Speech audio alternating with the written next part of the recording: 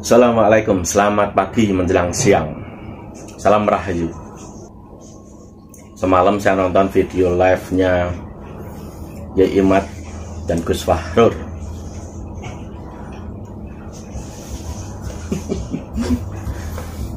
Jangan tertawa ya. Saya hanya mengikuti gayanya Gus Fahrur yang suka cengengesan di situ.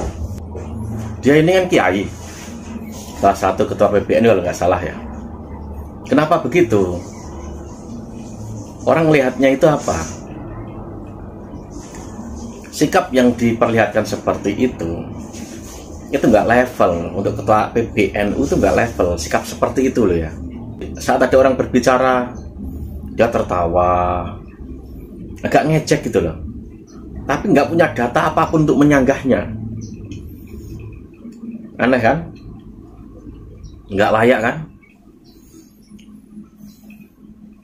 Ada beberapa hal soal anggapan dia ini menganggap orang-orang yang saat ini menguraikan soal nasab, pejuang-pejuang tesis nasab, dianggap mengeneralisir bahwa semua Habib itu jahat. Itu katanya Gus Fahrur. Tapi kalau kata semua orang, kata kita tidak seperti itu. Kata siapa? Jika sampean menemukan video soal ada pemerkosaan, dawir, pokoknya yang buruk-buruk lah, itu kan mengomentari soal kasus orang per orang, Habib A, Habib B, kan seperti itu. Lalu di pikiran sampean itu menganggap mengeneralisir semuanya. Kata siapa? Itu kata sampean loh. Gimana sih? Harusnya sampean tuh banyak melihat dulu. Misalnya ada channel A, channel B, atau Kiai A, Kiai B, Gus A, Gus B. Dia membicarakan hal dawir, ya pasti dawir itu kan ditujukan ke oknum-oknum itu. Kan biasanya ada slide-nya, gambar videonya, ada gambar fotonya, siapa yang dimaksud, kan jelas. Itu udah jelas, berarti anggapan sampean itu salah. Bahkan itu lebih loh anggapan sampean itu. Belum lagi ada pernyataan soal pribumi non pribumi. Di pandangan sampean itu, sampean anggap itu seperti pecah belah, permusuhan gitu kan, bahkan konflik gitu kan. Kata pribumi dan non pribumi itu ada, bahkan di kamus besar bahasa Indonesia itu ada, pribumi itu ada. Kalau sampean nggak pas dengan itu, ya minta saja pemerintah menghapus kata itu. Lalu diganti apa? Menyebut orang yang bisa dibilang cikal bakal satu tempat, itu namanya apa? Orang lokal. Kalau di tempat lain diartikan pribumi, ya sama saja kan, ketemunya ujung-ujungnya. Iya kan, saya punya loh satu videonya seorang Habib itu, dia menyebut dirinya itu impor, tampangnya tuh lebih keren, lebih cakep, katanya impor. Jangan dia juga di situ mengatakan orang lokal itu dengan konotasi negatif, jelek kalian. Anda nggak pernah lihat itu. Jadi jangan mengeluarkan kata-kata di khalayak publik seakan-akan orang berbicara dengan kata pribumi non pribumi itu pasti negatif. Kata siapa? Itu kata itu sah, ada di kamus besar Indonesia. Iya kan? Kalau misalkan orang itu tidak boleh berkata seperti itu, lalu orang bebas dong. Misalkan saya ini orang Indonesia, saya ngaku orang Amerika. Saat ada orang Amerika mau protes saya bilang, kamu jangan berkata soal pribumi, nggak bagus itu. Itu. Kalau itu tidak ada, maka orang itu bebas mengklaim. Makanya banyak klaim-klaim sampai kuburan diklaim, sejarah diklaim, dibelokkan. Itu karena lemahnya itu memahami soal kata pribumi dan non pribumi. Kata pribumi dan non pribumi itu seperti pisau, bisa dipakai untuk mengiris, bisa dipakai untuk menusuk orang. Nah kalau di pikiran sampean itu agak negatif, ya salah sampean sendiri. Lalu kata-kata soal seakan-akan orang yang berbicara soal nasab ini kebencian dari mananya sih? Itu mengetengahkan pencerahan ke orang lain agar paham gitu loh. Agar paham, tidak ada kebencian. Kalau kebencian tidak seperti itu, kebencian pasti ya habisi, serang, kan seperti itu. Jika sampean misalkan melihat ada tulisan, ada komentar atau apalah gitu, itu lebih ke personal, sama kayak pendapat sampean kan. Kalau ada Habib yang begini itu personal. Tidak semua Habib sama. Ini juga sama, lebih ke personal. Tapi kalau sampean lihat ceramah-ceramahnya Kiai Gus yang selama ini di satu haluan dengan orang yang memperjuangkan soal tes nasab, kejelasan nasab, itu nggak ada yang seperti itu. Emosi ada namanya, orang nggak boleh emosi bagaimana sih? Tapi menganjurkan untuk kebencian itu nggak ada. Minus, misalnya ada cuma 1-2. Tapi kalau sampean compare dengan mereka yang sampean bela, ini jauh. Apalagi di sana itu mengaku-ngaku menggunakan nama Tuhan Nabi untuk klaim kepentingan dirinya, itu lebih ngeri. Harus adil gitu loh. Lalu sampean juga menyinggung soal apa ya? Ceramah soal nasab di kampung-kampung. Ya memang kenapa? Wong itu kan pencerahan.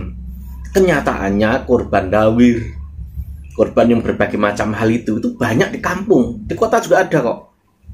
Di kampung juga banyak. Lalu salahnya di mana? Itu pencerahan agar orang tuh tahu. Sesungguhnya Pak Alwi itu seperti ini loh. Syarat tes DNA seperti ini. Emang kenapa? Gak boleh. Sekarang tuh orang itu ya megang gadget semua. Jangan salah kira kalau orang kampung misalkan masih dianggap orang kampung itu bodoh gitu. Kata siapa? Salah itu.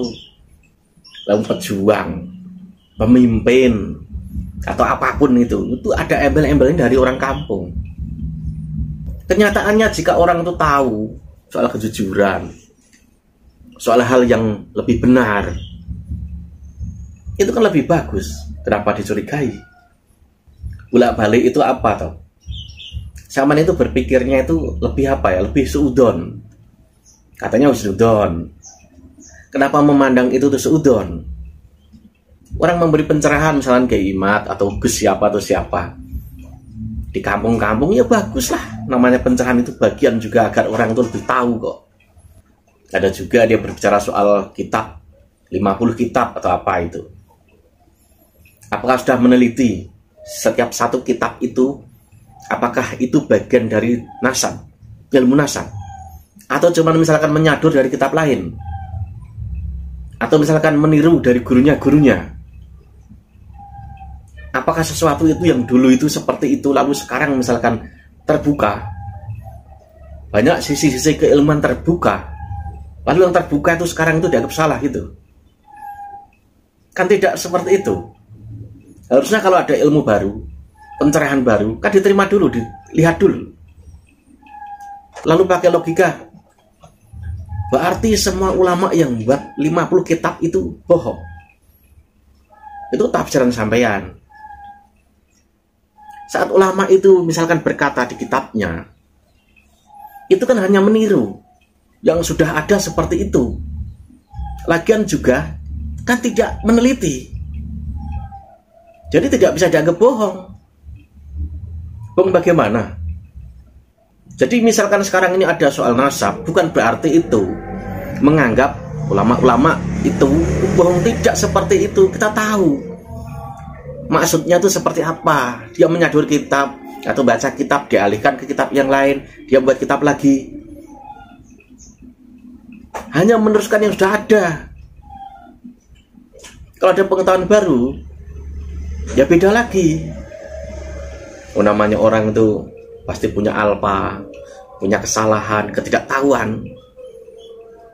Ya aneh saja gitu loh. Saya melihatnya debat itu beda kelas gitu loh, beda kelas. Itu tadi kesannya tuh kurang menghormati orang debat dengan cara-cara gaya seperti itu, cengas-cengenges, sampai dangak-dangak gitu. Padahal tuh ketua PBNU loh. Nggak pas seperti itu. Lebih elegan kayak imatnya loh malah. Apa yang disampaikan Gus Fahrur itu itu levelnya, itu kata-katanya itu ya, itu sama dengan komentar-komentar para mukibin di YouTube, itu sama. Kalau saya cari itu banyak komentar-komentar seperti itu. Padahal di pikiran saya saat nonton itu ya tidak seperti itu. Kok levelnya kok sama? Orang-orang awam mukibin itu gimana sih? Mungkin akan saya hapus itu beberapa videonya Gus Fahrur yang di channel saya ini. Ya kecewa saja gitu loh. Padahal beberapa video dia itu ya, saya lihatnya bagus lah gitu loh. Tapi soal nasab ini, wah kontradiksi. Harus diketahui loh, saat ini ya, debat semalam itu, YouTuber yang selama ini pro FPI, pro 212 itu ngambil videonya Gus Fahrur, dinarasikan untuk menghantam Kiai Imad.